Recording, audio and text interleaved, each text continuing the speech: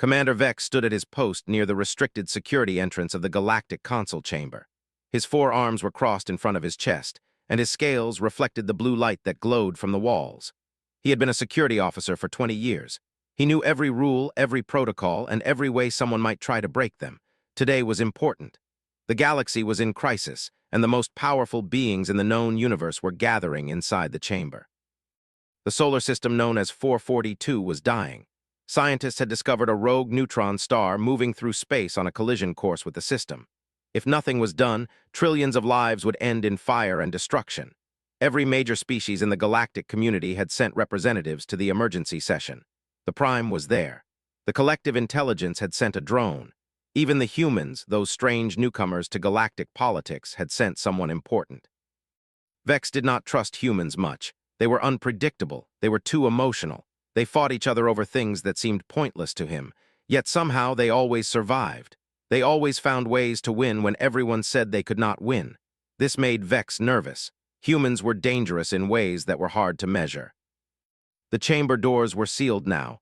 No one else was supposed to enter through the restricted security entrance.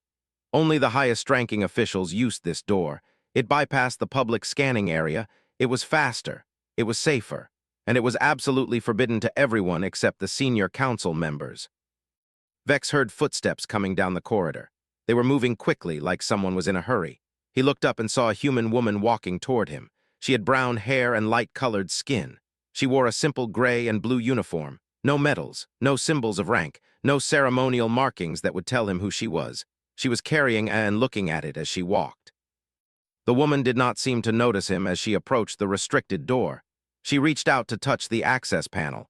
Vex moved forward quickly. His mandibles clicked with irritation. "Hold," Vex said. His voice was low and hard. "This entrance is restricted. You are not authorized to pass through this door." The woman looked up from her. She seemed surprised to see him standing there. Her eyes were blue and they looked tired. "I am running a bit late," she said. "I was held up at the diplomatic quarter. May I please use this entrance?" "No," Vex said. It was a simple answer. "You must use the public entrance, take it around the main corridor, follow the signs for visitor access." The woman checked something on her. She looked like she was calculating how much time she had left. When she looked back at Vex, her expression was calm but firm. "I really do need to use this door," she said. "I am supposed to be in the chamber now. I am already late." Vex did not care if she was late. Being late was not an excuse to ignore security protocols. He had orders. Those orders were absolute. No exceptions, no second chances. Security was security. "Go around," he said. He pointed one of his arms down the corridor. "Use the public entrance, now." The woman studied him for a long moment. Then she reached toward the access panel again. She was going to try to go through anyway. Vex could not allow this. He moved fast. His hand came up and pressed against the woman's shoulder. It was not a gentle push. Vex used enough force to make it clear that she could not go forward. The woman stumbled backward. Her fell to the floor. Papers scattered across the dark tiles. "You will leave this area now," Vex said. "If you try this again, I will have you removed by security personnel. Do you understand?" The woman picked up her and the scattered papers. She did not look angry. She did not look scared. She just looked resigned, like she had encountered obstacles before and knew how to deal with them. When she had gathered everything, she straightened her uniform. The push had torn a small piece of the fabric near her shoulder. "Thank you for the clear direction," she said quietly. "I will use the public entrance." She turned and walked back down the corridor. Vex watched her go. He felt satisfied. He had done his job. He had protected the integrity of the security protocols. That was what mattered. That was all that mattered. The woman disappeared around a corner. Vex returned to his position at the restricted door. The crisis continued inside the chamber. Representatives from 100 different species were arguing about how to save 442. Some wanted to try evacuation. Others wanted to push the neutron star off its collision course. Some said nothing could be done and that the evacuation should focus only on the most important populations. Vex did not think about the woman anymore. She was just another person who had tried to break the rules. There were many like her. Some were honest mistakes. Some were deliberate tests of security. Either way, the answer was always the same. No one got through the restricted door without proper authorization.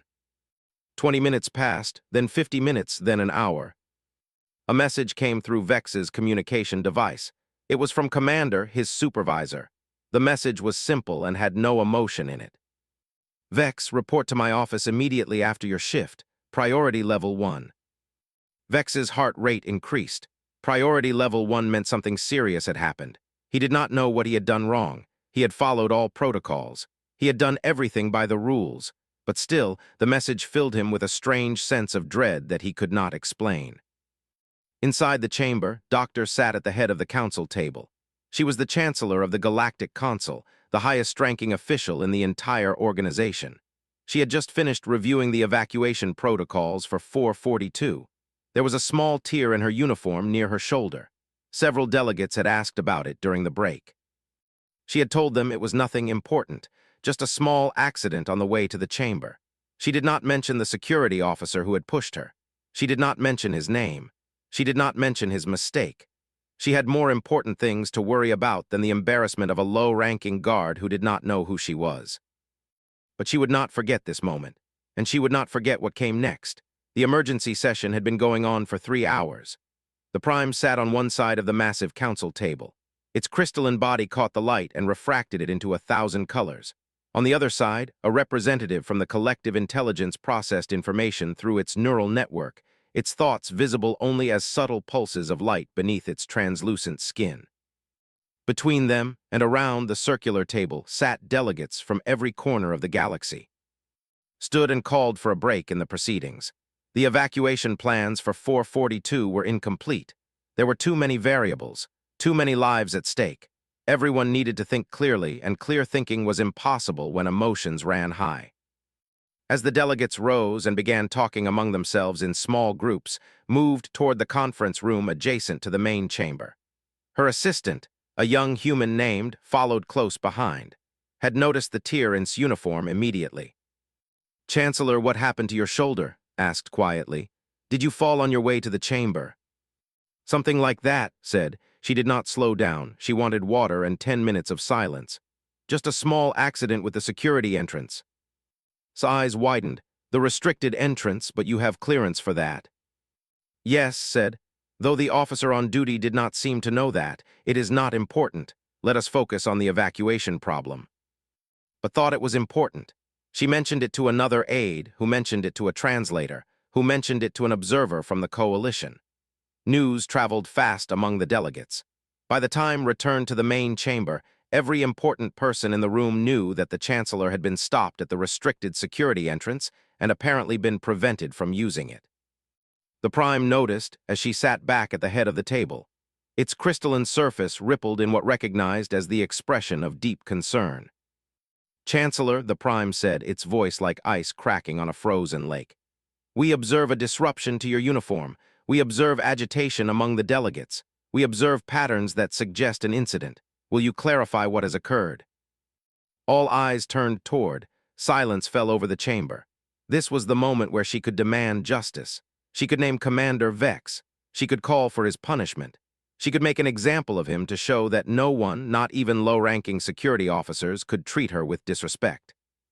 Considered this for a moment, then she looked at the Prime with steady blue eyes. "A security officer at the restricted entrance was unfamiliar with recent staffing changes," she said simply. "He did not recognize me and enforced the security protocol as he understood it. When I tried to enter, he told me to use the public entrance. I did.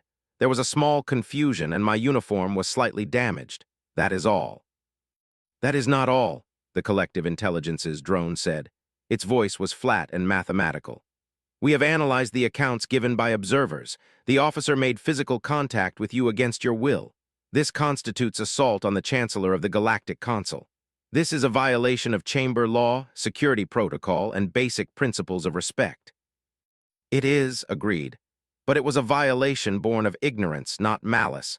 The officer was doing his duty as he understood it. Should we punish him for not knowing that I had been promoted?" "Yes," said a delegate, a tall being with 4 eyes. "Ignorance is not an excuse. It is a security breach. This must have consequences." Other delegates began speaking, their voices overlapping. Some agreed with others seemed thoughtful. The Prime raised one of its crystalline appendages, and the chamber fell silent immediately. "Chancellor," the Prime said, "what consequence do you request?" Took a breath. She thought about Earth, about the early days of her career. She thought about the times people had dismissed her because of how she looked or what she was wearing. She thought about how anger and punishment had never changed those people's minds, but understanding had. "I request that the officer receive reassignment and additional training," said. "He should learn about all the species in the galactic community. He should understand our roles and our histories. When he returns to security work, he should be someone who has learned something valuable. That is the consequence I choose." The chamber erupted. Delegates from a dozen species began arguing at once. Some called weak, others called her naive. The delegate demanded that the consul leadership override her decision. The Prime, however, watched with an intensity that seemed to see through her eyes into her mind. "Interesting," the Prime said, its voice cutting through all the arguments. "Very interesting. You choose mercy when you could choose vengeance. This is not typical for most species. This is not typical even for humans based on our historical records of human behavior." "Humans are more complicated than your records probably show," said. "We are capable of great cruelty, but we have learned that cruelty often creates more cruelty. Sometimes teaching is more powerful than punishment." The chamber went quiet. It was a different kind of quiet than before. It was the quiet of people thinking, the quiet of minds being challenged by an idea they had not considered. The collective intelligence's drone processed information for almost a full minute. Then it spoke. "We calculate that this approach has a 67% probability of leading to improved security protocols and a 54% probability of reducing future incidents of this nature," it said. "This outcome is mathematically superior to traditional punishment methods." One by one, the delegates began to agree. Even the delegate, after much consideration, accepted its decision. Within 30 minutes, a vote was taken and its request was approved unanimously. The security officer would not face punishment. He would face education. Later, after the chamber had been cleared and only a few senior officials remained, the Prime approached directly. Its crystalline form moved with a strange and ancient grace. "Chancellor," it said, "do you know what you have done today?" "I have shown mercy to an officer who made a mistake," said. "No," the Prime said. Its crystalline appendage reached out and touched torn uniform as if examining the small rip. "You have shown the galaxy something it has not seen in a very long time. You have shown that strength and mercy are not opposites. You have shown that humans have something to teach us. This will change things. This will change many things." Did not know how to respond to that. She simply nodded and thanked the ancient being. But as the Prime turned and walked away, understood that something fundamental had shifted. The galaxy would never look at humanity in quite the same way again.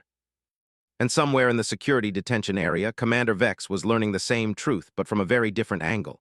He was learning what it meant to be shown mercy when you deserved punishment. Commander Vex sat in the small detention cell and stared at the wall.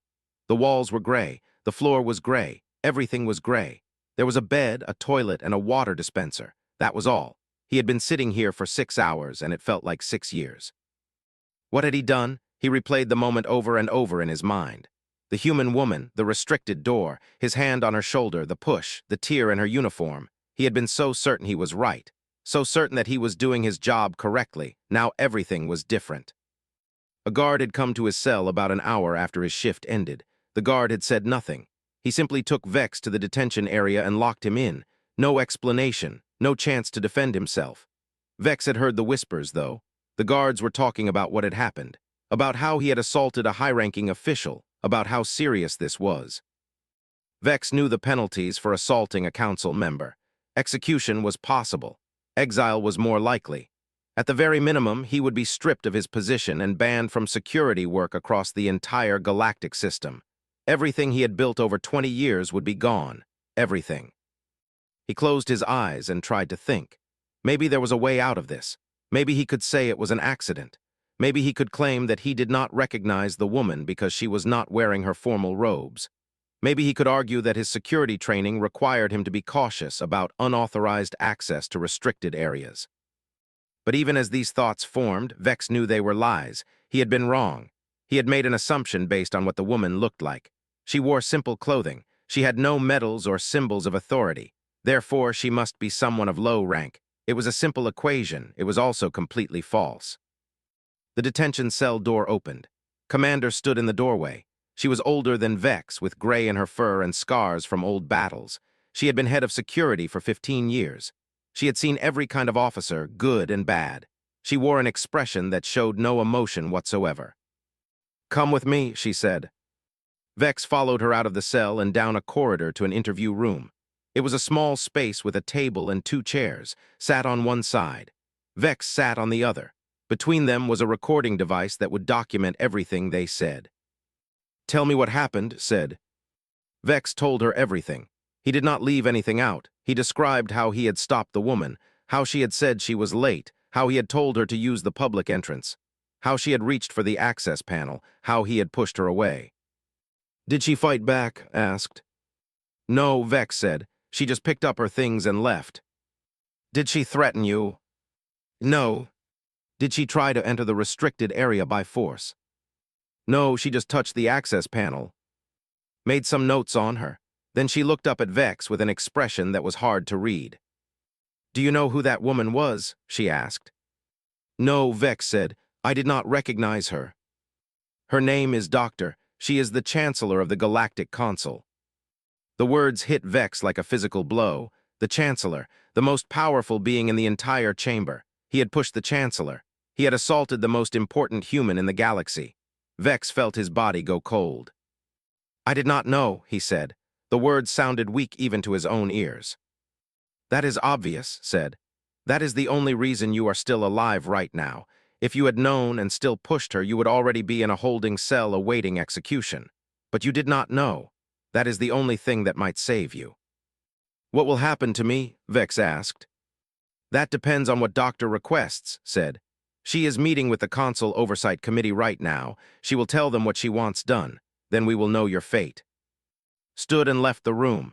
Vex was taken back to his detention cell. He sat in the gray space and waited. The waiting was worse than the cell. The waiting was worse than anything. Hours passed.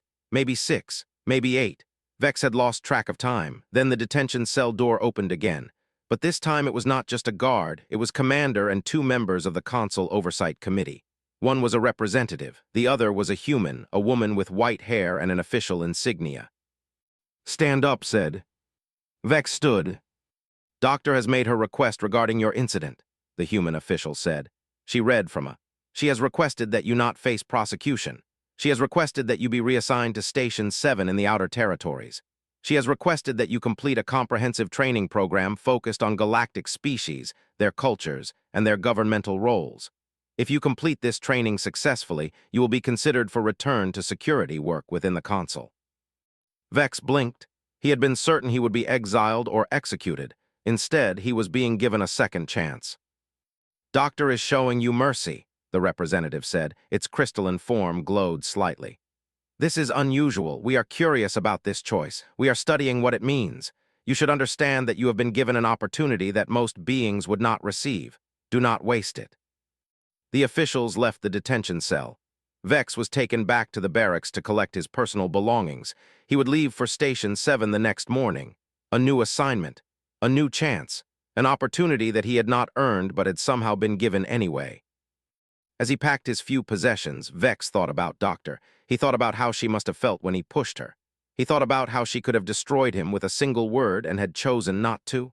He did not understand why she had done this, but he knew that he would spend the rest of his life trying to understand it. And he knew that whatever he learned, it would change who he was as a being. In the consul chamber, was already moving on to the next crisis. But in a small detention cell, and then in a transport vessel heading to the outer territories, Vex was beginning a journey that would reshape everything he believed about justice, mercy, and what it meant to serve a galactic community that was far more complex than he had ever imagined. Station 7 was a cold and isolated place at the edge of explored space. Vex had spent 6 months there completing his training program. He had studied 23 different alien species. He had learned their histories. He had memorized their governmental structures. He had come to understand the complexity of the galactic community in a way he never had before. The training had been hard. Every day he reviewed about beings he had never met. Every day he learned about mistakes that officers like him had made, officers who had not understood the species they were guarding, officers who had made assumptions based on appearance, officers who had caused serious incidents because of ignorance. Vex had also learned about human history. Earth was a dangerous planet. Humans had evolved in an environment where survival meant constant fighting. Yet somehow, despite all this violence in their past, humans had also developed strong codes about mercy and redemption. Doctor embodied this. She had been pushed by a security officer who did not recognize her. Instead of demanding punishment, she had demanded education. Now, after 6 months of study, Vex was being called back to the consul chamber for a formal apology. This was unusual. Most officers who had committed such infractions never saw the person they had harmed again. They were simply reassigned and forgotten. But Doctor had specifically requested that Vex be brought to the chamber for a formal hearing. Vex took a transport back to the central station. As he approached the consul chamber, he felt nervous. His 3 hearts were beating fast. His scales felt dry and uncomfortable. He had prepared words for this apology. He had practiced them 100 times. But now that the moment had come, he was not sure that any words would be adequate. The chamber was arranged formally. Sat at the head of the council table. On either side of her sat members of the Oversight Committee, including the Prime. There were observers from various species present to witness the proceedings. The entire chamber was quiet and still. Vex was brought forward to stand in the center of the chamber. He was given a moment to speak. "I am ashamed," Vex said. His voice was steady, though he was far from steady inside. "I have had time to understand what I did. I did not know who you were, but that is no excuse for my action. I should have been respectful to every person I encountered, regardless of how they were dressed or what symbols they carried. I pushed you. I caused you discomfort and humiliation. I violated the trust that the consul places in its security officers. I have spent 6 months studying your species and understanding your role in this community. I now understand the extent of my failure. I ask for your forgiveness, though I do not expect it." Vex fell silent. The chamber remained quiet, then stood and walked forward. Vex did not know what to expect. Was she going to strike him? Was she going to announce that she had changed her mind about his punishment? But did not strike him. She simply looked at him with blue eyes that seemed to see through his fear and his shame. "Sit with me," she said. She gestured to a chair that had been placed in a small alcove near the main council table. Vex sat beside him, and for a moment they were alone in the center of the chamber, though hundreds of eyes watched them. "When I was younger," said, "I worked in a very junior position at a diplomatic institute on Earth. I was smart, but I was young. I did not have the right connections. I wore simple clothes because I had no money for formal robes. Every day, people dismissed me. Every day, I was pushed aside or ignored because they did not recognize my potential. One day, a senior official literally pushed me out of his way in a corridor because he did not think I belonged there." She paused and looked directly at Vex. "I could have hated him," she continued. "I could have spent my time and energy trying to damage his career. Instead, I decided that when I had power, I would not replicate what had been done to me. I decided that I would try to understand why people made assumptions about others. I decided that I would try to fix those problems rather than punish the people who made them. That decision shaped everything I have become." Vex listened carefully. He understood that this story was important. This was not just an apology, this was a lesson. "You made an assumption about me," said. "You assumed that my clothing and my lack of medals meant that I was unimportant. This is a mistake that many beings make, but you gave me a chance to teach you. When I did not punish you, but instead asked for your education, I was offering you what was offered to me, the chance to become someone better." "I am grateful," Vex said. "I do not have words to express how grateful I am, but I also do not understand why you chose this path. Most beings would have demanded severe punishment." Smiled slightly. "Perhaps, but I believe that cruelty creates more cruelty. I believe that understanding creates change. I believe that you pushed me not because you are a bad being, but because you were ignorant. That ignorance was fixable. It was worth fixing." She stood and extended her hand to Vex. It was a human gesture of respect and acceptance. Vex took her hand carefully, aware of how fragile human bones were compared to his own frame. "You will return to security work," said. "But you will return a different being than you were before. You will return someone who understands that every individual matters. You will return someone who can teach other officers what you have learned. Will you do this?" "Yes," Vex said. "I will dedicate myself to this responsibility." Nodded, then she turned to address the full chamber. "I have invited you all here to witness this exchange," she said, speaking to every delegate present. I want to show you something about humanity that is not often understood. We are a young species. We are not the strongest in this chamber. We are not the oldest. We are not the most technologically advanced. But we have something that is valuable. We have learned that mercy and education can accomplish what punishment cannot. We believe that beings can change. We believe that understanding is more powerful than fear. I bring this belief to my position as Chancellor, and I bring it to my dealings with all of you. The Prime rose from its seat. Its crystalline form glowed with intensity. This is wisdom, the Prime said. This is the wisdom that the galactic community has lacked for ages. We have built our civilization on might and fear.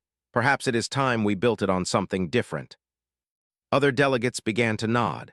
The human observer from Earth stood and offered a formal gesture of respect. Even the delegate who had originally demanded Vex's punishment seemed thoughtful. As Vex left the chamber that day, he understood that his second chance was not just his own. It was a second chance for how the entire galactic community understood justice and redemption, and he had been given the opportunity to be part of that change. 1 year had passed since Commander Vex had returned to active security duty. He was now known throughout the Consul as an officer of exceptional skill and judgment. He had trained 47 new security personnel from different species.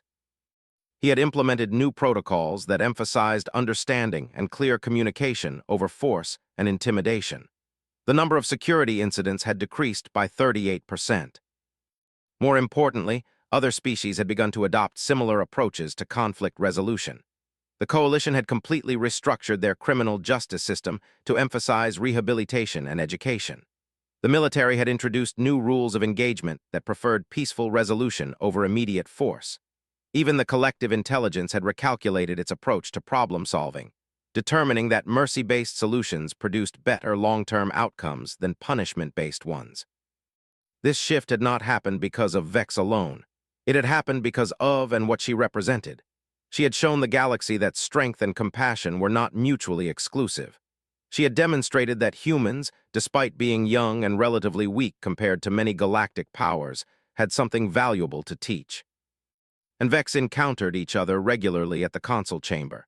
They always exchanged greetings, always called Vex by his name, never referring to the incident as anything more than a small misunderstanding that had led to good things.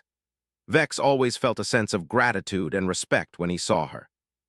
But the most important test of this new approach to conflict and justice came on a day when everything fell apart. An emergency alert came through the communication systems of the entire galactic network. The 442 system, the same system that had been threatened with destruction 6 months earlier, had discovered a far more serious problem. The neutron star's course had shifted. New calculations showed that it would now collide with an inhabited sector containing 3 billion beings spread across 5 different planets. The original evacuation plan had relocated most of the population from 442, but 3 billion beings could not be evacuated quickly. The math was impossible. There was not enough transportation. There was not enough time. The disaster was unstoppable. Unless something could be done. Every major military power in the galaxy had been contacted. The situation required a solution that no single species could achieve alone. This required cooperation. This required trust. This required beings from different planets and different cultures to work together in a way they had never tried before. The emergency council session lasted for 18 hours straight. Scientists presented calculations. Military commanders presented options. Ethicists presented moral questions. Everyone had something to say, but no one had a clear answer. Finally, called for a proposal that shocked many delegates. She suggested a joint military operation between human forces and Consul security forces. She said that humanity's unique approach to problem-solving, combined with advanced Consul technology, might allow for a solution that no single power could achieve alone. The objected, the collective intelligence had concerns. Other species raised their own doubts, but the Prime supported the idea. "This is what we have learned," the Prime said. "We have learned that different perspectives create better solutions. We have learned that understanding between species matters more than individual power. I support this proposal. I believe it will succeed." The vote was close, but in the end the proposal passed. A joint command structure was established. Human military specialists were brought in from Earth. They worked with Consul security personnel to develop a plan. and the security chief for the entire operation was Commander Vex. He accepted the position with full knowledge of the responsibility. 3 billion lives depended on the success of this mission.